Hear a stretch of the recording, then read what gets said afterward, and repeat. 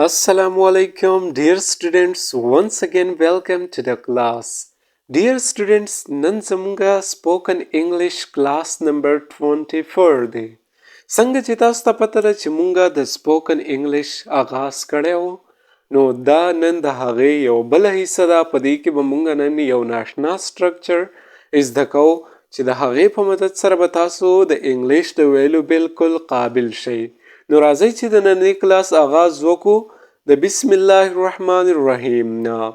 یوز آف یت، د یت استعمال به مونږ په کم ځای کې کوو او د څه دپاره به یې کوو او په کم حالاتو کې به یې کوو.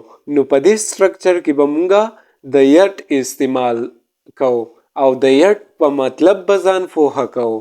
نو ګوره، د دې د ویلو دپاره چې یو کار ته اوسه پورې نه دی شوی، د دې څیز د ویلو دپاره چې یو کار تر اوسه پورې نه دی شوی، د هغې دپاره به مونږ د یت استعمال کوو. لکه څنګه مونږ وایو چې هومورک چې دی هغه تر اوسه پورې نه دی شوی، د سکول کار دی که نه، هغه تر اوسه پورې نه دی شوی، یا هغه چې دی تر اوسه پورې نه دی راغلی. تلی و زه یې فتمه کړی وم چې زه به بیرته کې راځم، خو تر اوسه پورې هغه نه دی راغلی. نو د هغه په انتظار کې یم، خو زه به دا خبره اوس څنګه کوم چې هغه تر اوسه پورې نه دی راغلی. نو د دې ویل لپاره به مونږه د یت استعمال کوو. یت به مونږه په نیګیټیو سینټنسز کې استعمالو، یعنی په منفي جملو کې به استعمالو او په انټراګیټیو سینټنسز کې به استعمالو، په سوالیه جملو کې به استعمالو. نو ګورئ، راځئ دې سینټنسز ته وګورئ چې تاسو پې نور هم پوه شئ. هغه لا تر اوسه نه دی راغلی، هغه لا تر اوسه نه دی راغلی. He has not arrived yet. He has not arrived yet. هغه لا تر اوسه نه دی راغلی. اوس ګوره، have دی او has دی، نو د دې ما تاسو ته مختلف استعمال ښودلی دي په کلاس 6 کې، په کلاس 7 کې او په کلاس 9 کې، چې تاسو به have د په کم حالات کې استعمالوئ او has به په کم حالات کې استعمالوئ. نو که تاسو هغه ویډیو نه وي کتلی، نو هغه ویډیو وګورئ چې تاسو د has او د have په استعمال باندې پوره پوهه شئ. ها، he has not. نو اوس دا has not به مونږ په شارټ فارم کې څنګه وایو، یعنی په سپوکن انګلیش کې به مونږ داسې وایو چې hasn't. نو دا به شي he hasn't arrived yet. هغه لا تر اوسه پورې نه دی راغلی. he hasn't arrived yet. هغه لا تر اوسه نه دی راغلی.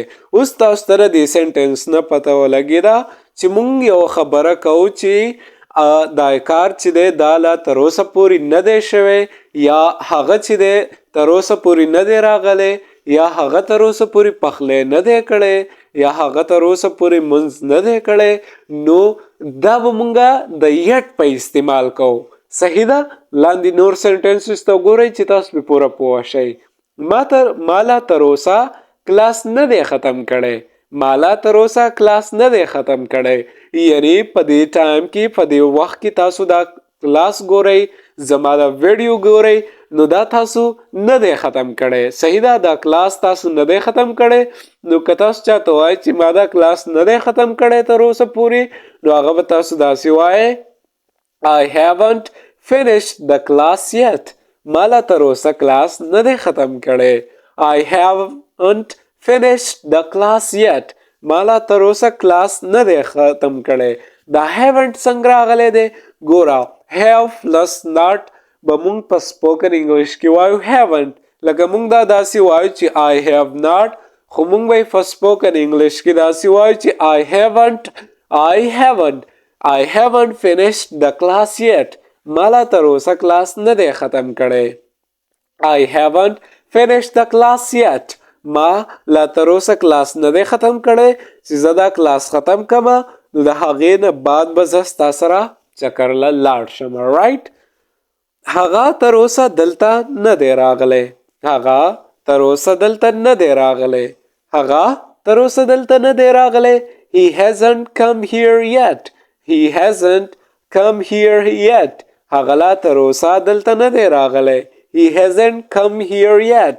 هغه لا تر اوسه دلته نه دی راغلی. ما تر اوسه هغې ته کال نه دی کړی. ما تر اوسه هغې ته کال نه دی کړی. I haven't called her yet.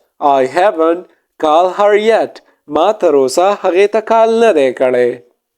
اوس تاسو په دې پوه شئ چې تاسو به د یټ استعمال په کم حالات کې کوئ او د څه دپاره به یې کوئ. یو ځل پې بیا ځان پوهه کوئ چې تاسو به د یټ استعمال په هغه سچویشن کې کوئ، په هغه حالات کې کوئ چې کله هم تاسو خبره داسې کوئ چې دا کار تر اوسه نه دی شوی یا کس چې هغه تر اوسه نه دی راغلی، نو د هغې دپاره به تاسو د یټ استعمال کوئ. اوس د دې فارموله ده. ګوره مونږ به اول سبجیکټ ولګو. سبجیکټ کې زمونږ سره هی، شي، اټ، فضل احد، فرهاد، دا ټول زمونږ سره په سبجیکټ کې راځي. صحیح ده. بیا به مونږ پلس هیو یا هیز کو. هیو او هیز به مونږ په کم حالات کې استعمالو. نو د دې دپاره به تاسو زمونږ پریویس کلاسز وګورئ، کم چې دی کلاس 7 8 9. او بیا به تاسو پلس ناٹ، بیا به پلس ورب شي او بیا پلس یټ شي. نو دا به زمونږ هغه سنټنس چې دی هغه تیار کی. څنګه سبجیکټ کې زمونږ سره هی شو، پلس هیو یا هیز شو، دا ګوره، او پلس ناٹ شو. نو دا زمونږ د کوم ځای پورې سنټنس تیار شو؟ د هی هیزنٹ یا د آی هیونٹ پورې زمونږ سبجیکټ تیار شو. بیا پلس ورب دی. ورب زمونږ سره دی arrived، کلاس، کم او کالد. دا زمونږ سره ورب شو. ورب ویل کیږي ایکشن ته، یو کار کول ته ویل کیږي ورب. او بیا پلس یټ شو. نو دا زمونږ هغه سنټنس تیار شو. رائټ. دا زمونږ د نیګیټیو سنټنسز جوړولو طریقه چې مونږ به دا خبره څنګه کوو چې ما لا تر اوسه دا کار نه دی کړی یا هغه لا تر اوسه دا کار نه دی کړی، د هغې دپاره به مونږ دا فارموله استعمالو. رائټ. اوس به مونږ د دې انټراګیټیو سنټنسز څنګه جوړو؟ کم ته چې ویل کیږي سوالیه جملې یا سوالیه فقرې. په کمې کې چې مونږ د چا نه پوښتنه کوو نو هغې ته ویل کیږي انټراګیټیو سنټنسز. نو اوس به مونږ د خلکو نه یا د یو چا نه پوښتنه کوو چې آیا تاسو دا کار تر اوسه پورې کړی دی یا هغه تر اوسه پورې دا کار کړی دی یا هغه تر اوسه پورې مونځ کړی دی، هغه تر اوسه پورې هغې ته کال کړی دی، هغه تر اوسه پورې دا کلاس ختم کړی دی یا هغه تر اوسه پورې روټۍ خوړلې ده، هغه تر اوسه پورې پخلی کړی دی یا هغې تر اوسه پورې وړه غېږلې دي. نو داسې قسمه خبرې چې دي دا به اوس مونږ څنګه کوو؟ په کمې کې چې مونږ پوښتنه کوو، یعنی په کمې کې چې مونږ سوال لرو. صحیح ده؟ نو راځئ چې د دې هم طریقې زده کړو. ګوره، هغه لا نه دی راغلی، هغه لا نه دی راغلی. اوس مونږ د چا نه پوښتنه کوو چې هغه لا نه دی راغلی. مونږ په کور کې د چا نه پوښتنه کوو، تپوس کوو چې هغه لا تر اوسه پورې نه دی راغلی یا هغه لا نه دی راغلی. نو مونږ به څنګه دا تپوس کوو، څنګه به دا پوښتنه کوو؟ مونږ به داسې کوو چې has not، hasn't، has not به مونږ په شارټ فارم کې کوو چې hasn't he arrived yet، hasn't he arrived yet. هغه لا تر اوسه پورې نه دی راغلی یا هغه لا نه دی راغلی کور ته. مونږ د چا نه پوښتنه کوو په کور کې چې هغه لا نه دی راغلی، مونږ به داسې کوو he hasn't یا sorry hasn't he arrived yet. هغه لا نه دی راغلی. hasn't he arrived yet. هغه لا نه دی راغلی. داسې هغه تر اوسه کلاس نه دی ختم کړی، هغه تر اوسه کلاس نه دی ختم کړی. تاسو چاته ووایئ که نه چې I have not finished the class yet، ما تر اوسه پورې کلاس نه دی ختم کړی. اوس تاسو نه هغه پوښتنه کوي چې هغه تر اوسه کلاس نه دی ختم کړی. ستاسو د ټیچر په باره کې پوښتنه کوي، ستاسو د استاد په باره کې پوښتنه کوي چې هغه لا تر اوسه پورې دا کلاس نه دی ختم کړی. نو هغه به ستاسو نه داسې کوي چې haven't you finished the class yet یا he haven't، no sorry he hasn't finished the class yet. هغه تر اوسه کلاس نه دی ختم کړی. He hasn't finished the class yet. هغه تر اوسه کلاس نه دی ختم کړی. دلته لږ شانتي غلطي ده.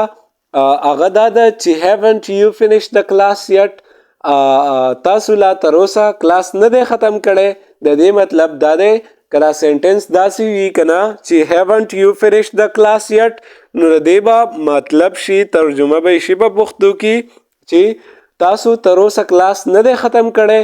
خو که مونږ دا سنټنس داسې کو چې هغه تر اوسه کلاس نه دی ختم کړی نو مونږ به داسې وایو بیا پوښتنه به داسې کو چې hasn't he finished the class yet. هغه تر اوسه کلاس نه دی ختم کړی. hasn't he finished the class yet. هغه تر اوسه کلاس نه دی ختم کړی. او که دا سنټنس مونږ داسې کو چې haven't you finished the class yet نو د دې مطلب بشي چې تاسو تر اوسه کلاس نه دی ختم کړی. صحیح ده. دا به تاسو دلته ټیک کړئ. هغه تر اوسه دلته نه دی راغلی. هغه تر اوسه دلته نه دی راغلی. hasn't he come here yet. hasn't he come here yet. هغه تر اوسه دلته نه دی راغلی. hasn't he come here yet. هغه تر اوسه دلته نه دی راغلی. تا تر اوسه هغې ته کال نه دی کړی. تا تر اوسه هغې ته کال نه دی کړی. یعنی زمونږ په کور کې چېرته سخادي وي که نه مونږ خپل خپلوانو ته بلنه ورکو. خپل خپلوان چې دی هغه راغواړو نو اوس چې زمونږ نه څوک هیر شوي دي نو مونږ ته په فیملی کې په خاندان کې څوک وایي چې تا تر اوسه هغې ته کال نه دی کړی چې هغه هم راشي نو هغه به مونږ څنګه پوښتنه کوو. داسې به کوو چې haven't you called her yet. haven't you called her yet. تا تر اوسه هغې ته کال نه دی کړی. haven't you called her yet. تا تر اوسه هغې ته کال نه دی کړی. نو دا و زمونږ د انټراګیټیو سنټنسز جوړولو طریقه. د دې لپاره به تاسو دا سټرکچر استعمالوئ چې په پیله کې به یعنی په فرست کې به تاسو have یا has ولګوئ او پلس ناٹ نو دا به شي haven't یا hasn't او بیا پلس سبجیکټ کې زمونږ سره دغه he she it دا راځي. بیا به پلس ورب شي. په ورب کې هم ایکشن راځي لکه arrived, came, called, finished او بیا به پلس yet نو دا به زمونږ هغه انټراګیټیو سنټنسز جوړ کی. د کومې معنی چې به داسې راځي چې آیا تاسو دا کار تر اوسه پورې نه دی کړی. د چا نه مونږ پوښتنه کوو چې تاسو تر اوسه پورې دا کار نه دی کړی یا هغه لا تر اوسه پورې نه دی راغلی یا هغه تر اوسه کلاس نه دی ختم کړی یا هغه تر اوسه دلته نه دی راغلی هغه تر اوسه چې دی مانځله نه دی تلی هغې تر اوسه پورې روټۍ نه دی پخ کړي هغې تر اوسه پورې سالن نه دی پخ کړی هغې تر اوسه پورې منځ نه دی کړی. نو کومې خبرې چې مونږ داسې کوو چې خبره داسې راځي چې هغه تر اوسه پورې دا کار نه دی کړی نو هغه به مونږ په دې سټرکچر په دې فارمولا باندې وایو. که ستاسو دا ویډیو خوښه شوي نو زمونږ ته به د حوصله افزایۍ دپاره یو ښکلی شانتې کمنټ وکئ. که په چینل باندې تاسو نوي یئ نو زمونږ یوټیوب چینل به سبسکرایب کئ. دا زمونږ نننی کلاس که ستاسو ویډیو خوښه شوي نو ویډیو ضرور لایک کئ. انشاءالله میلاویږو په نیکسټ کلاس کې. بای بای فار ناو.